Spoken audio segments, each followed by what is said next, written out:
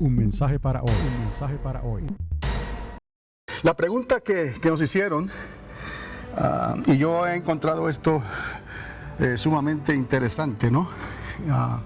Porque muchas cosas han salido de aquí, de esta pregunta. ¿Qué de los ministros que interpretan la Escritura y concluyen que no existe perdón por los pecados que los ya creyentes siguen cometiendo? Entonces, yo no tenía ningún trasfondo bíblico de dónde viene la pregunta, qué ministros o qué evangelistas están hablando de esto.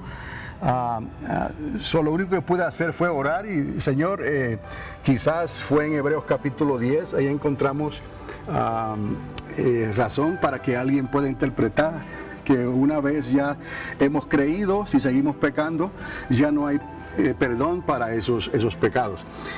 Yo a la larga les puedo decir algo. La pregunta se responde por sí sola casi, pero usted tiene que seguir entonces la información que le di la semana pasada. Voy a repasar un poquito nomás y lo que vamos a leer más adelante.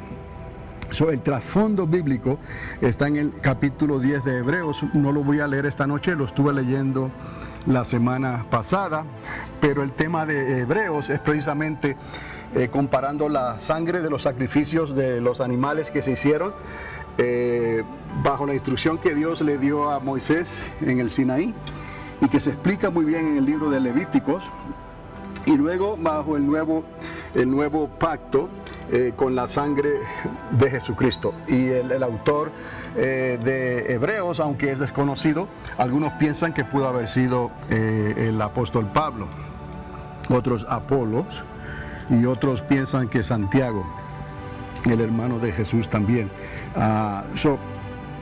El asunto es que el tema de Hebreos es precisamente hacer esa comparación para saber que sí, los pecados fueron perdonados, pero fueron perdonados ya de una vez y para siempre. O sea que no hay que estar haciendo el mismo sacrificio continuamente, sino que lo que Jesús hizo vale para el que se arrepiente y viene delante del Señor y le pide perdón por sus pecados. Fue una sangre que fue derramada de una vez y para siempre. Y hay ciertos contrastes que les estuve hablando también sobre lo que le ocurrió a los que salieron de Egipto, cómo iban camino hacia una tierra prometida y no pudieron entrar por causa de su pecado. Y fue otra generación la que entró a la tierra prometida. Y en el libro de Hebreos se hace esa comparación y se le dice la tierra de la promesa o la promesa, que hay también creyentes que no van a poder entrar a la promesa por causa de ciertos pecados y por causa de su comportamiento. Todo esto está en el libro de Hebreos, pero él, para hablarle a la iglesia, tiene que presentar lo que se recibió en el monte Sinaí, lo que Moisés recibió, porque fue palabra de Dios, la instrucción de Dios. Y él explica que lo de Sinaí fue sombra, la instrucción, las enseñanzas, los mandamientos, todo esto fue sombra de lo que había de venir, porque aquella instrucción fue escrita en tablas de piedra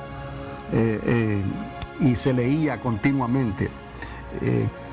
Cristo nos da una instrucción que se puede escribir en nuestros corazones, en nuestro ser, y esta es la ventaja de esto, que por el Espíritu Santo tenemos entonces esta instrucción en nuestros corazones, y eso es algo que ellos no podían hacer.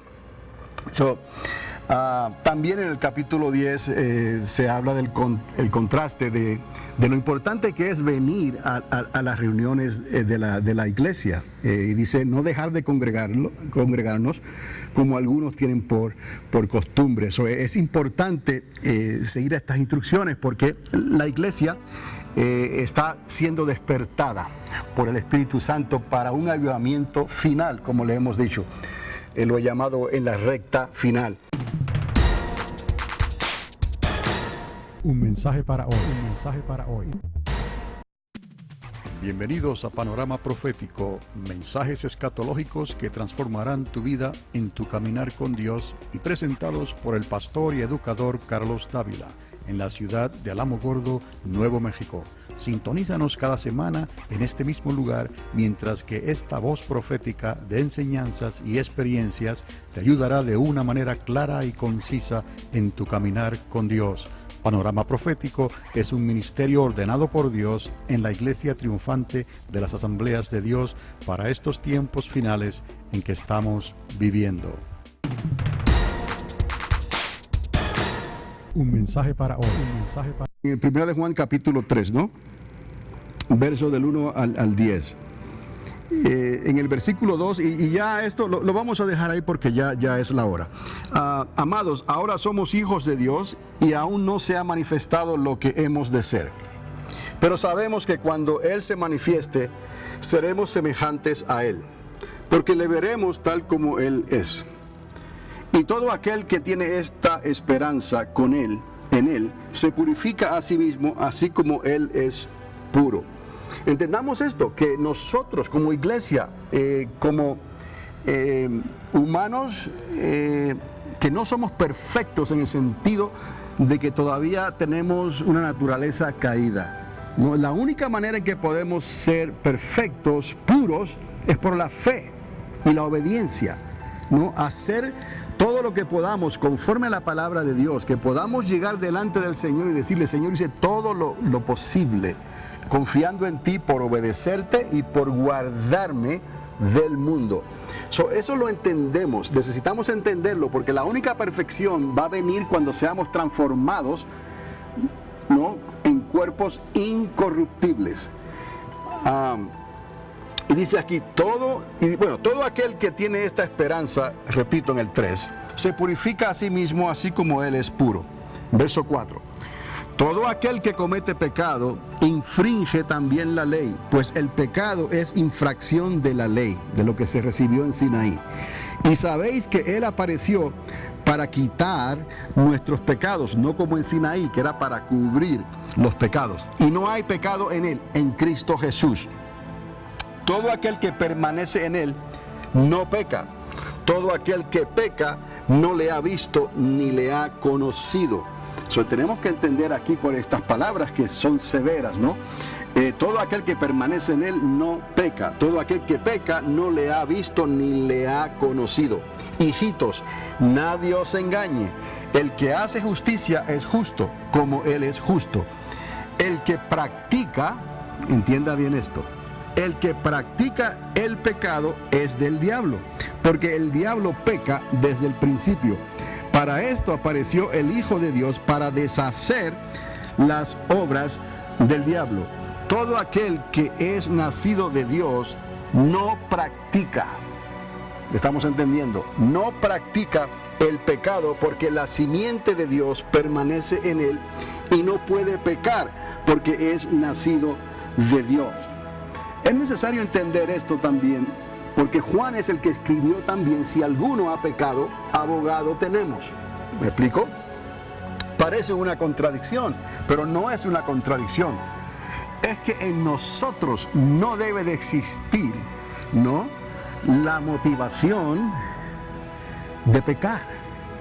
En nosotros no debe de estar el pensamiento de practicar el pecado, porque quien ha venido a nosotros, ¿no?, nos hace saber por la convicción de su espíritu de que no debemos de pecar, de que tenemos que cuidarnos para no pecar. Entonces es necesario que la iglesia necesite entender esto para cuidarnos de esa inclinación que existe allá afuera. Y sí es cierto, no, esa inclinación nos puede llevar a pecar. Por eso es que tenemos abogado, que podemos ir delante del Señor en este sentido y pedirle perdón al Señor por nuestros pecados. Si nos arrepentimos sinceramente delante del Señor, Él perdona nuestros pecados. Pero nosotros no podemos pensar que porque estamos bajo la gracia, que porque podemos arrepentirnos de nuestros pecados, vamos a pecar libremente, vamos a pecar continuamente y vamos a practicar el pecado. Si entendemos esto, nosotros reconocemos nuestra posición y nuestro lugar delante de Dios y delante del Espíritu Santo, y lo que el apóstol Juan está aquí explicando, ¿no? Porque él nos dice que si hemos pecado, necesitamos arrepentirnos de nuestros pecados.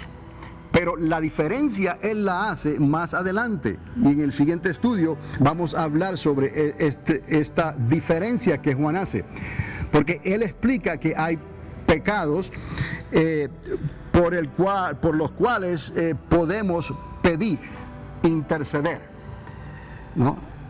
Hay pecados por los cuales no debemos de interceder. Hay pecados de muerte y hay pecados no de muerte. Un mensaje para hoy.